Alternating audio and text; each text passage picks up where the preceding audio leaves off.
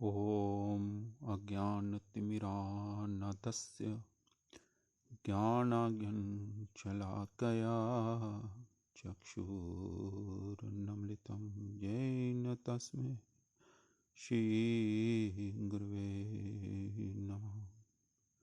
गुरुवे गौरचन्द्राय राधिकाय तदालये कृष्णाय कृष्णभक्ताय तद्भक्ताय नमो नमः। सर्वप्रथम मैं अपने आराध्यतम गुरुपाद पदम नित्य लीला प्रविष्णु विष्णुपाद स्तोत्र शस्य श्रीमक्ति वेदांत शिला नारायण गोस्वामी महाराज के श्री चरण कमलों में अनंत अनंत कोटि धन्यवाद प्रणति करता हूँ। गुरु जी के विषय में उनकी जीवनी इतनी विशाल है कि उसके बारे में मेरा कुछ भी बोलने का समर्थ तो नहीं है, फिर भी वैष्णव की आज्ञा का पालन करते हुए मेरे जीवन में जो मैंने गुरु जी का थोड़ा सा संग किया, तो वो एक दो जो घटना मेरे को स्मरण हो रही हैं, तो आज उन्हीं गुरुपाद की कृपा से उनको याद करने का आज प्रयास करेंगे। सब प्रथम जब मेरी गुरु जी से भेंट हुई तो वो बड़ा अद्भुत सा दृश्य था। एक हम लोग मथुरा मठ में, श्री केशव जी घोड़िया मठ मथुरा में दोपहर को पहुंच चुके थे। तो उसी दिन सुबह सुबह गुरु जी भी विदेश से उसी मठ में आए थे। तो जैसे हम दोपहर को पहुंचे तो वैष्णव ने आज्ञा की कि अभी आप स्नान करके कुछ प्रसाद लेके तो थोड़ा रेस्ट करो, शाम को गुरु जी के दर्शन होंगे। तो हमने भी वैसा ही किया। तो शाम को सभी लोग जहाँ गुरु जी का ऊपर कमरा है उसके प्रांगण में आकर खड़े हो गए। हम लोग भी इंतजार करने लगे। थोड़ी देर के बाद गुरु जी का कमरा खुला, गुरु जी बाहर आए। जैसे ही गुरु जी बाहर आए तो सब लोगों ने गुरु जी की जय ध्वनि दी, तो साष्टांग दंडवत प्रणाम किया। उधर गुरु जी खड़े हैं, उधर मैं खड़ा हूँ। सभी लोग साष्टांग दंडवत प्रणाम कर रहे हैं, मैं खड़ा का खड़ा ही रह गया। गुरु जी मेरे को देख रहे हैं। वो जो पहली छवि मैंने गुरु जी की देखी, तो वो मेरा और गुरु जी का जो आमना सामना हुआ, तो मैं गुरु जी की वो छवि, क्योंकि उनकी ऐसी अद्भुत छवि है, तो वो छवि को मैं सिर्फ उनको निहारता ही रहा। तो गुरु जी ने एक स्माइल सी दी, तो आज भी उस स्माइल का स्मरण होता है। तो उसके बाद गुरु जी नीचे नटके मंदिर में कथा के लिए गए। हम लोगों ने भी कथा सुनी। तो उसी दिन हमने डिसाइड कर लिया कि अगर हम हरि नाम लेंगे तो इन्हीं से लेंगे। तो मैंने शाम को जब हमने सब लोग प्रसाद ले लिया, तो मैंने प्रभु जी से बात की कि प्रभु जी मेरे को हरि नाम लेना है। तो प्रभु जी ने बोला कि मैं कोशिश करूँगा, अगर हुआ तो जरूर दिलवाएंगे। तो प्रभु जी, हम लोग अपने कमरे में रेस्ट करने चले गए। तो प्रभु जी ने मेरे लिए धोती कुर्ता सब कुछ तैयार रखा और मेरे को बोला सुबह थोड़ा जल्दी उठ के स्नान कर लेना। तो रात भर हम यही सोच में रहे। सुबह जैसे ही हम उठे, स्नान किया, प्रभु जी मेरे को अपने कमरे में ले गए। माधव प्रिय प्रभु जी और कृष्ण कृपा जी ने अपने हाथों से मेरे को धोती पहनाई, मेरे को तिलक किए।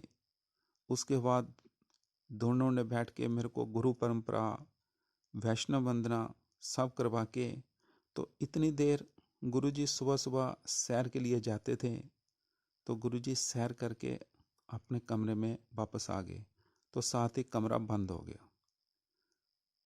तो मेरे को आज भी याद है कि माधव प्रिय प्रभु जी ने अपने कंधे पर मेरा हाथ रख के आहिस्ता आहिस्ता मेरे को गुरुजी का जो बाथरूम से एक रास्ता था, उस रास्ते से गुरुजी के कमरे में लेके गए।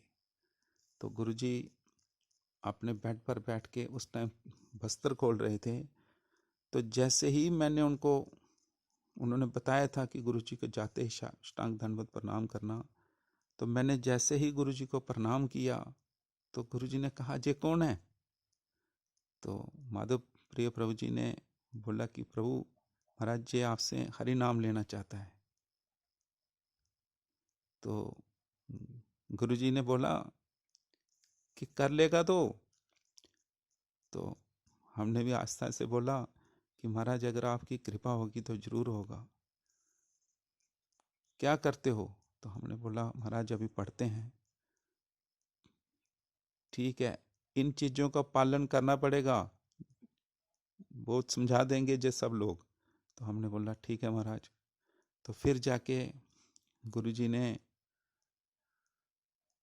माला दी और कहा, बोलो मेरे साथ, हरे कृष्ण कृष्ण कृष्ण हरे हरे, हरे राम राम राम हरे हरे।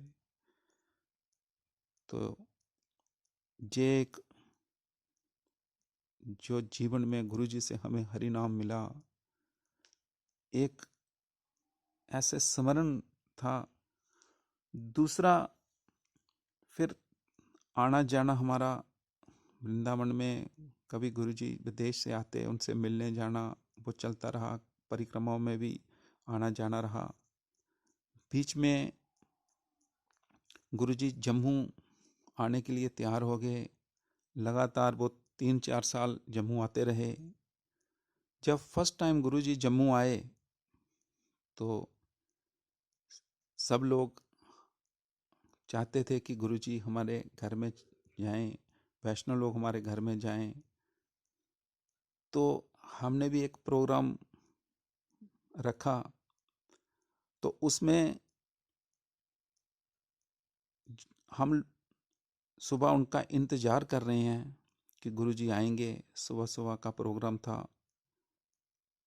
तो सब लोग घर के इंतज़ार कर रहे हैं।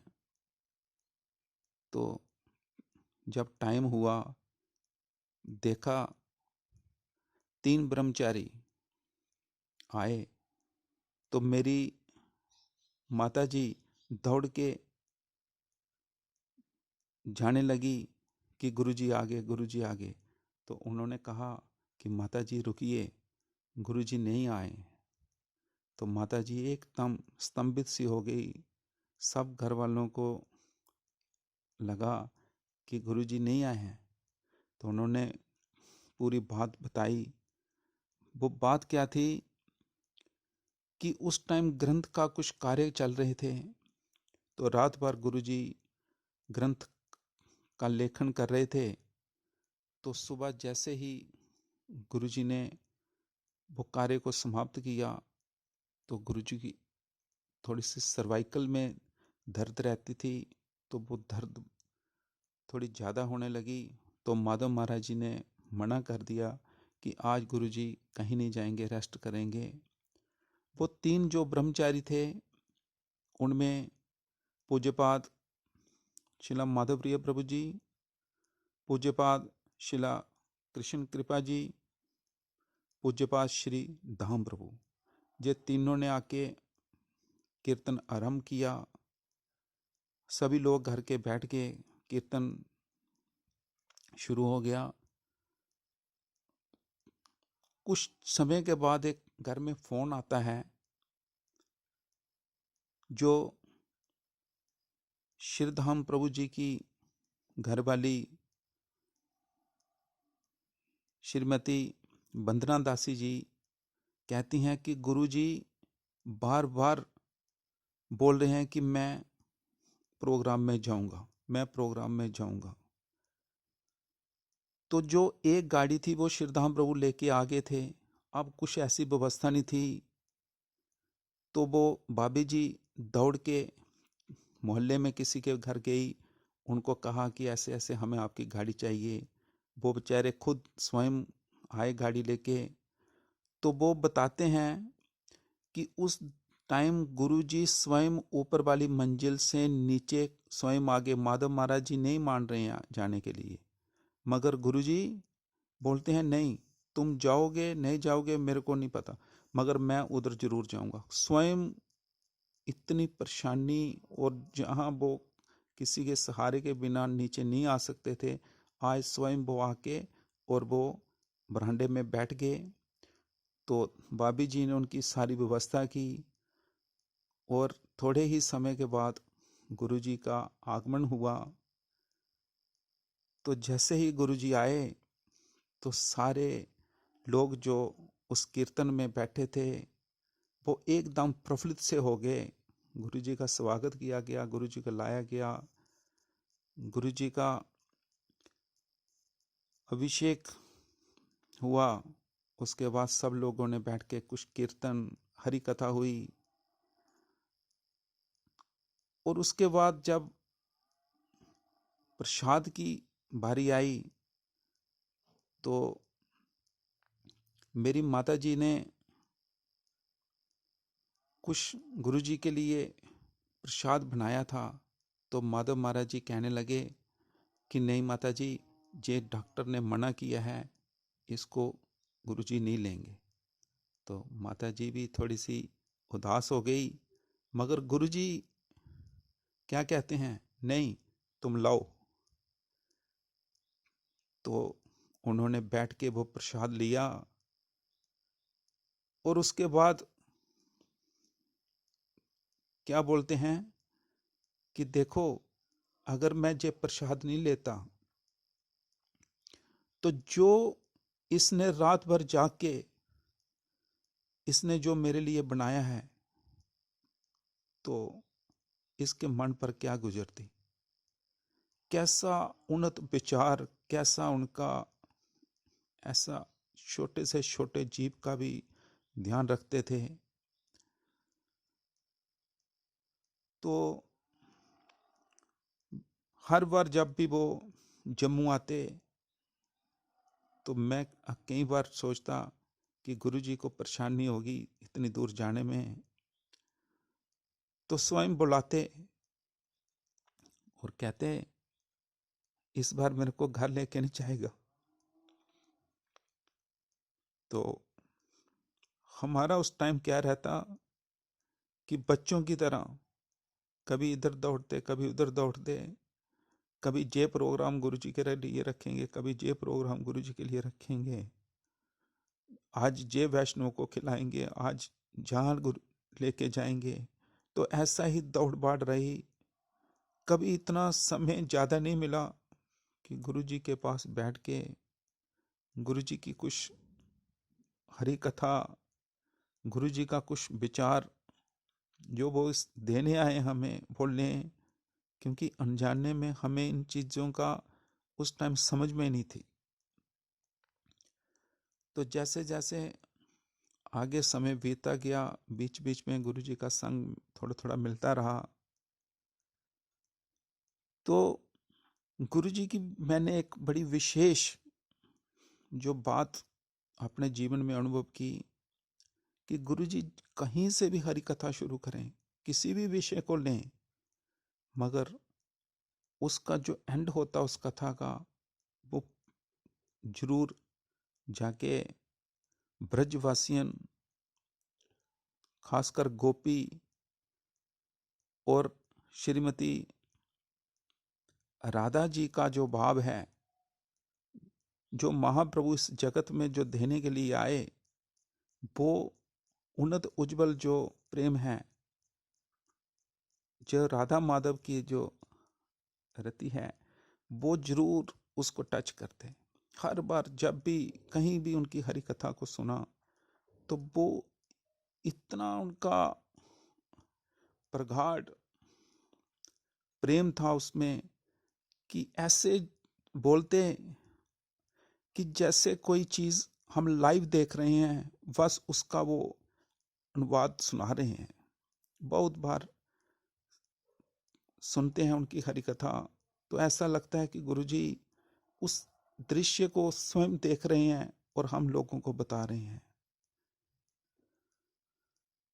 तो हे गुरुपाद, मैं आज हृदय से आपके श्री चरण कमलों में ये पुष्पांजलि देता हूं कि अगर इस अयोग्य शिष्य को भी कभी जीवन में कुछ अपनी करुणा प्रदान करनी हो तो अवश्य मुझे भी वो ब्रज की रीति और नीति जिसमें आपका प्रगाढ़ प्रेम है, वो अवश्य प्रेम प्रदान करें। मैं जो आपका वो बार बार आप समझाते हैं कि राधा कृष्ण का जो प्रेम है वही भक्ति का सर्वोत्तम उपलब्धि है। उस राधा प्रेम की जो रति है, मैं उस रति को सिर्फ और सिर्फ आपके माध्यम से समझना चाहता हूं। इन्हीं शब्दों के साथ हे गुरुपाद, मैं आपके श्री चरण कमलों में साष्टांग दंडवत प्रणाम करते हुए और यही प्रार्थना मांगता हूं कि हमेशा हम पर कृपा और अपना आशीर्वाद बनाए रखना। गुरुपाद, हम बहुत से अनर्थ से ग्रसित हैं, कृपा करके इसी जन्म में उनको निकालना। वाञ्छा कल्पतरुभ्यश्च कृपा सिन्धुएव च पतितानां पावनेभ्यो वैष्णवेभ्यो नमो